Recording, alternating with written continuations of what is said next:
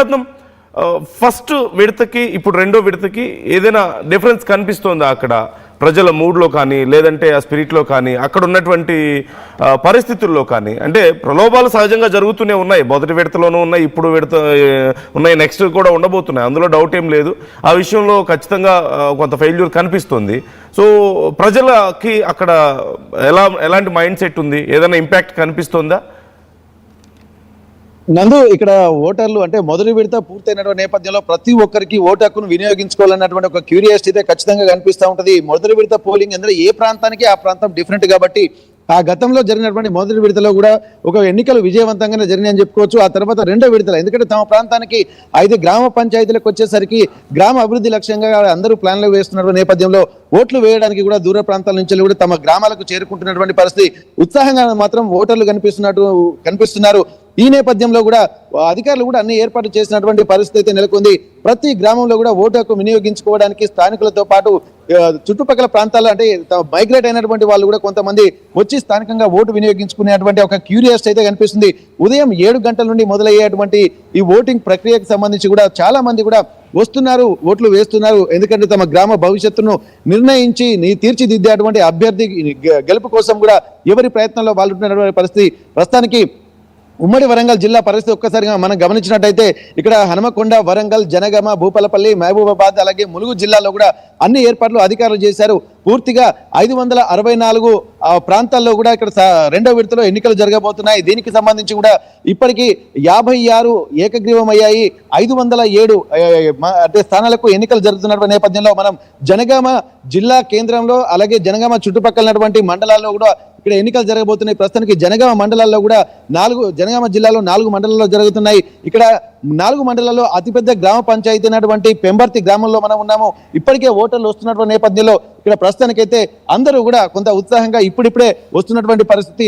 ఉమ్మడి వరంగల్ జిల్లా వ్యాప్తంగా కనుక మనం ఒక్కసారి చూసినట్టయితే దాదాపు 56 ఏకగ్రీవం అయింది. ఒక్క పోలింగ్ స్టేషన్ ని కూడా ఇక్కడ అధికారులు నిలిపివేశారు. 507 గ్రామ పంచాయతీలకు కూడా పోలింగ్ జరుగుతున్న నేపథ్యంలో మొత్తం బరిలో 1686 మంది అభ్యర్థులు మాత్రం బరిలో నిలిచారు. వార్డు మెంబర్లు చూసినట్టయితే మొత్తం 4937 వార్డులకు ఎన్నికలు జరగబోతున్నటువంటి నేపథ్యంలో ప్రస్తుతానికి ఇక్కడ 917 ఏకగ్రీవమయ్యాయి. 4020 వార్డులకు ఎన్నికలు జరుగుతున్నాయి. బరిలో మాత్రం 9874 మంది అభ్యర్థులు బరిలో నిల్చున్నారు. హనుమకొండలో కూడా ఇదే పరిస్థితి. ఎక్కడ చూసినా కానీ మంచి ఒక వాతావరణం అయితే కనిపిస్తుంది. ఒక ప్లెజెంట్ ఎన్వైరన్మెంట్, భవిష్యత్తును నిర్ణయించేటువంటి వ్యక్తిని తమ గ్రామ అభ్యర్థిగా అలాగే నిలబెట్టాలన్నటువంటి ఒక ఆలోచన, ఆకాంక్ష గ్రామాల్లో నెలకొంటున్నటువంటి పరిస్థితి. అలాగే హనుమకొండ జిల్లాలో కూడా 73 గ్రామ పంచాయతీలకు 5 ఏకగ్రీవమయ్యాయి. సర్పంచ్ బరిలో 248 మంది అభ్యర్థులు కూడా బరిలో ఉన్నారు. అలాగే వరంగల్లో 117 మంది గ్రామ పంచాయతీలకు ఎన్నికలు జరగబోతున్నాయి. వీటిలో 5 ఏకగ్రీవం కాగా బరిలో 354 మంది అభ్యర్థులు కూడా బరిలో ఉండబోతున్నారు. జనగామ జిల్లాలో 79 గ్రామాలకు ఎన్నికలు జరగనుండగా అలాగే వీటిలో 6 ఏకగ్రీవం అయితే 251 మంది సర్పంచ్ అభ్యర్థులు బరిలో ఉన్నారు. మహబూబాబాద్ కూడా 158 మంది సర్పంచ్ పంచాయతీలకు ఎన్నికలు జరగనున్నాయి. 15 ఏకగ్రీవం అయ్యాయి. ఇక్కడ ఎక్కువగా ఏకగ్రీవం తెలుస్తుంది. 460 మంది అభ్యర్థులు కూడా బరిలో ఉన్నారు. జయశంకర్ భూపాలపల్లి జిల్లా కూడా 85 గ్రామ పంచాయతీ ఎన్నికలకు 10 ఏకగ్రీవం కాగా 244 మంది అభ్యర్థులు కూడా బరిలో ఉన్నారు. అయితే ములుగు జిల్లాలో 52 గ్రామ పంచాయతీలలో 15 ఏకగ్రీవంగా బరిలో 129 మంది అభ్యర్థులు బరిలో ఉన్నారు. మొత్తానికి ఇంతటి మంచి ఒక ఎన్వైరన్మెంట్ అయితే క్రియేట్ చేస్తున్నటువంటి నేపథ్యంలో అధికారులు కూడా ప్రతిదీ కూడా ఎట్లాంటి ఇబ్బందులు, ఎందుకంటే మొదటి విడత ఎన్నికల్లో ఎట్లాంటి ఇబ్బందులు పొరపాట్లు జరిగాయో వాటిని మళ్ళీ రిపీట్ కాకుండా కూడా అన్ని ఏర్పాట్లు చేస్తున్నటువంటి పరిస్థితి. ప్రస్తుతానికైతే ఇక్కడ పోలింగ్ సిబ్బంది ప్రతి ఒక్క వార్డులో కూడా ఉంటున్నటువంటి నేపథ్యంలో ఒక్కొక్క దగ్గర కూడా ఒక్కొక్క ఎన్వైరన్మెంట్ కనిపిస్తుంది. ఒక ఉత్సాహపూరితమైనటువంటి వాతావరణం అయితే ఇక్కడ మనకు కనిపిస్తున్నటువంటి పరిస్థితి. ఏదేమైనప్పటికీ కూడా ప్రస్తుతానికి ఓటర్లు మాత్రం కొంత ఉత్సాహంగా లైన్లలో క్యూ లైన్లో నిలబడుకుంటూ ఉంటున్నటువంటి పరిస్థితి. గత ఎన్నికల్ని కనుక మనం ఒక్కసారి గమనించినట్టయితే ఇక్కడ ప్రత్యేకించి కూడా కొంత ప్లెజెంట్ ఎన్వైరన్మెంట్, ఆ వాతావరణం అయితే మంచి సానుకూలంగానే ఉన్నట్టుగా ఓటర్లు భావిస్తున్నారు. కానీ ఇక ప్రత్యేకించి స్థానిక సంస్థ ఎలక్షన్లు అంటే కంపల్సరీ అన్నీ ఉంటాయి, డబ్బు, మద్యము అలాగే మాంసాలు అంతా ఉంటూనే ఉంటుంది. కానీ ఇక్కడ మాత్రం ప్రతి ఓటరు మాత్రం ఓటు హక్కును వినియోగించుకోవాలన్నటువంటి ఒక క్యూరియాసిటీ అయితే అందరిలో కనిపిస్తుంది. దీనికి సంబంధించి అధికారులు కూడా వస్తూనే ఉన్నారు. గ్రామాల్లో ఉన్నటువంటి ప్రతి ఓటు హక్కు వినియోగించుకోవడానికి క్యూరియాసిటీ ఉంటున్న నేపథ్యంలో ఉమ్మడి వరంగల్ జిల్లాలో గత మొదటి విడత ఎన్నికల్లో 83% పైగా పోలింగ్ జరిగింది. ఆ తర్వాత ఇక్కడ కూడా పోలింగ్ పర్సంటేజ్ ని పెంచడానికి కూడా అధికారులు కూడా ఒక ప్రయత్నాలు చేస్తున్నారు. ప్రతి ఒక్కరు గ్రామాల్లో అభివృద్ధిలో పాల్గొనాలంటే ఒక అభ్యర్థిని ఎన్నుకోవాలన్నటువంటి విషయాలు కూడా చూస్తున్నారు. ఇక్కడ ఏకగ్రీవాలు కూడా ఈసారి భారీగానే అయ్యాయి. ఇది మొదటి విడతలో 52 ఏకగ్రీవాలు అయితే రెండో విడత ఎన్నికల్లో మాత్రం 56 సర్పంచ్ స్థానాలకు ఏకగ్రీవం అయ్యాయి. అంటే ఇది ఒక విధంగా గ్రామ స్థాయిలో ఉన్నటువంటి ఆ ఏకాభిప్రాయంతో కూడా కొన్ని అధికారులు అలాగే ప్రభుత్వం కొంత సమన్వయంతో పనిచేసి గ్రామాభివృద్ధికి పనిచేస్తూ ఒక మంచి నాయకుడు ఉంటే సరిపోతున్నటువంటి ఒక ఆలోచనతో కొన్ని ఏకగ్రీవం అయ్యాయి. కొంతమంది మాత్రం ఇక్కడ డబ్బులకి ప్రలోభాలకు గురి చేసినా సరే సర్పంచ్ స్థానం కైవసం చేసుకోవడానికి కొంత డబ్బులకు అంటే ఒక వేలం పాట లాగానే కొన్ని ప్రాంతాలు జరిగాయి. మరికొన్ని మాత్రం ఒక ప్రజాస్వామ్యబద్ధంగానే ఊరికి నిజమైనటువంటి నాయకుడు ఎవరు కావాలనేది కూడా ఒక ఏకాభిప్రాయంతో పట్టు విడుపులకు కాకుండా ఒక సమన్వయంతో పని చేసుకునేటువంటి వాతావరణం కనిపించింది.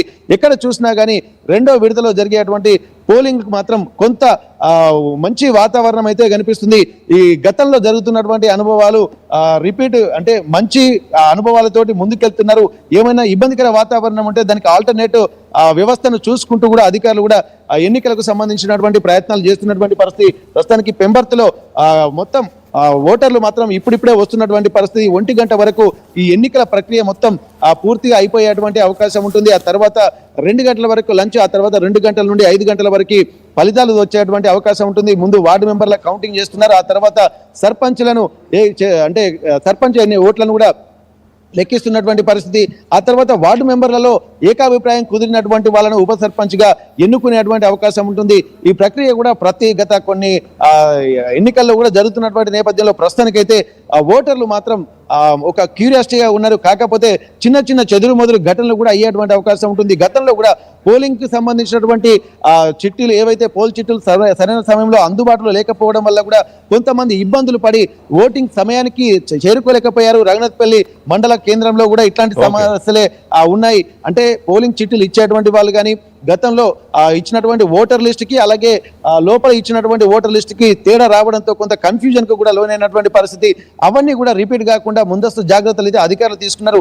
చూడాలి మరి ఇప్పటి వరకు ఎటువంటి పరిస్థితి, ఎందుకంటే ఇప్పుడే ఇంత ముందే ఆ పోలింగ్ ప్రారంభమైంది కాబట్టి రాబోతున్నటువంటి తరుణంలో అంటే ఇంకా మరికొద్ది గంటలు కూడా పోలింగ్ కంటిన్యూ అయ్యేటువంటి అవకాశం ఉంటున్నటువంటి పరిస్థితులలో ఇంకా ఏమైనా సంఘటనలు జరుగుతాయా, మిస్టేక్స్ జరుగుతాయా చూడాల్సింది. పిల్లలు కూడా చిన్న పిల్లలు ఉన్నటువంటి వాళ్ళను కూడా తీసుకున్న బాధితురాలను కూడా ఓట్లు వినియోగించుకుంటున్నారు. అంటే ఓటు విలువ ఎంత ప్రాముఖ్యత అనేది కూడా మనం గమనించాల్సింది. ప్రతి ఒక్కరు కూడా విలువైనటువంటి ఓటు హక్కును వినియోగించుకోవాలని ఇటు అధికారులు అలాగే అభ్యర్థులు కూడా దూర ప్రాంతాల్లో ఉన్నటువంటి వాళ్ళకు ఫోన్లు చేసి మరి తమ గ్రామాలకు రప్పించుకుంటున్నటువంటి పరిస్థితి నందు. Right thank you Venkataratnam, thanks for the details.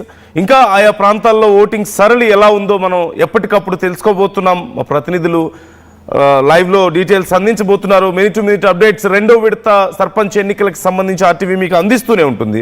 ఇప్పటికే చాలా ప్రాంతాల్లో ఏకగ్రీవాలు కూడా మనం చూసాం. 415 సర్పంచ్ అలాగే 8304 వార్డు మెంబర్లు ఇప్పటికే ఏకగ్రీవం అయినటువంటి పరిస్థితి కనిపిస్తుంది. అట్ ద సేమ్ టైం ఈ ఏకగ్రీవాల్లో చాలా వరకు కొన్ని చోట్ల బెదిరింపులకు పాల్పడ్డారని, కొన్ని చోట్ల విపరీతమైనటువంటి మనీ ఫ్లో కనిపించింది. డబ్బులు ఆశ చూపి ఏకగ్రీవాలు చేయించుకున్నటువంటి సందర్భాలు మనకు కనిపిస్తున్నాయి. కొన్ని ఆ గ్రామ లేదంటే ఆ ప్రాంతాల యొక్క అభివృద్ధికి దోహదపడుతున్నప్పటికీ కూడా చాలా చోట్ల మాత్రం డబ్బుల ఆధారంగా వేలం పాట పాడి మరి ఆ స్థానాలను దక్కించుకున్నటువంటి పరిస్థితి కనిపిస్తుంది ఆయా అభ్యర్థులు. మరోవైపు మొదటి విడతలోనూ రెండో విడతలోనూ చాలా కామన్గా చాలా ప్రాంతాల్లో, మోస్ట్లీ అన్ని ప్రాంతాల్లోనూ మందు, చికెన్, మటన్ కోలిచి లెక్కగట్టి ఆయా ఇంట్లో ఎంతమంది ఉన్నారు, డ్రింక్ చేసేవాళ్ళు ఎంతమంది ఉన్నారు, మగవాళ్ళు వాళ్ళకి ఇంత, అలాగే ఎంతమంది ఉన్నారు, వాళ్ళ ఫ్యామిలీకి ఎంత చికెన్ పంపించాలి, ఎంత మటన్ పంపించాలి, ఇలా లెక్కగట్టి మరీ పంపించారు. ఒక్కొక్క ఓటుని 2000 రూపాయలు 2500 రూపాయలు పెట్టి కూడా కొన్నవాళ్ళు ఉన్నారు. అంటే ఒక ఫ్యామిలీలో ఒకవేళ ఒక 4 ఓటు వేసేవాళ్ళు ఉంటే ఆల్మోస్ట్ 10,000 రూపీస్ ఆ ఫ్యామిలీకి ఒక పార్టీ నుంచి వచ్చాయి, ఒక అభ్యర్థి నుంచి వచ్చాయి. అండ్ చాలామందికి చాలా ఇళ్లలో 2 పార్టీల నుంచి కూడా వచ్చినటువంటి పరిస్థితి. మేజర్ పార్టీస్ బీఆర్ఎస్ నుంచి, కాంగ్రెస్ నుంచి, అక్కడక్కడ కొన్ని ప్రాంతాల్లో బీజేపీ నుంచి కూడా.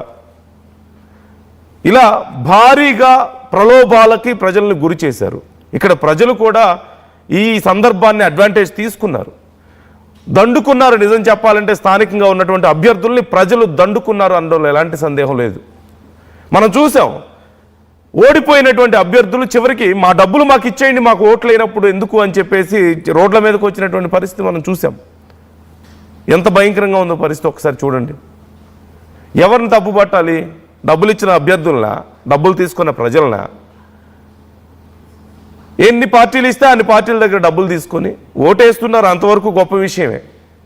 కానీ ఒకవేళ గెలిచిన అభ్యర్థులు రేపు దోచుకోకుండా ఎందుకుంటారు? ఇన్ని డబ్బులు ఖర్చు పెట్టిన తర్వాత మళ్ళీ దోచుకుంటే వాళ్ళని దొంగలు అంటారు. లేదంటే వచ్చేది ఇప్పుడే, తర్వాత వాళ్ళు మనకేం చేస్తారులే, ఎలాగో చేసేదే ఉండదు, వచ్చే పథకాలు ఎలాగో వస్తాయి మనకని చెప్పేసి ఒక అభిప్రాయం ప్రజల్లో ఉంది. సో మొత్తం మీద ఇది కేవలం ఒకరిని మనం బ్లేమ్ చేయలేం. We can't blame any politician, లేదంటే ఒక పర్టికులర్ పొలిటీషియన్ని బ్లేమ్ చేయలేని పరిస్థితి. ఇక్కడ ప్రజల్లో కూడా ఆ అవకాశవాదం పెరిగిపోయింది. అన్ఫార్చునేట్లీ చాలామంది డబ్బులు తీసుకున్న వాళ్ళందరూ ఈ అవకాశవాదం కాక ఏమంటారు? ఇంకా కొంతమంది కోర్ ఓటర్స్ ఉంటారు కొన్ని పార్టీలకి, ఇదిగో ఈ ఏరియాలో మేము వీళ్ళకే వేస్తామని చెప్పి కొన్ని కుటుంబాలు ఉంటాయి.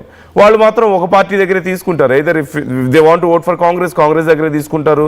బీఆర్ఎస్కి ఓట్ వేసే వాళ్ళైతే బీఆర్ఎస్ దగ్గర తీసుకుంటారు. బట్ మోస్ట్ ఆఫ్ దెమ్, చాలామంది మాత్రం బీఆర్ఎస్ దగ్గర తీసుకుంటారు, కాంగ్రెస్ దగ్గర తీసుకుంటారు, ఇస్తే బీజేపీ దగ్గర తీసుకుంటారు, ఇంకెవరైనా ఇండిపెండెంట్ ఇస్తే వాళ్ళ దగ్గర తీసుకుంటారు. ఎందుకు? అవకాశం దొరికింది. ఇక వీటితో పాటు ఇంతకుముందు మనం చెప్పుకున్నట్లుగా కావాల్సిన వాళ్ళు ఆ ఏరియాలో ఇప్పుడు మనందరికీ తెలిసిందే, ఓటింగ్ సమయంలో మద్యం దుకాణాలన్నీ క్లోజ్ చేస్తారు, కానీ మద్యం మాత్రం ప్రతి ఇంటికి చేరుతుంది. ఇక అక్కడక్కడ కారప్పొడి కళ్ళల్లో చల్లి దాడులు చేయడం దగ్గర నుంచి మొదలు పెడితే కిడ్నాప్లు చిన్న చిన్నవి ఇవన్నీ కూడా మనం చూసాం. సో చాలా వరకు ప్రశాంతంగా జరుగుతున్నప్పటికీ అక్కడక్కడ జరుగుతున్నటువంటి కొన్ని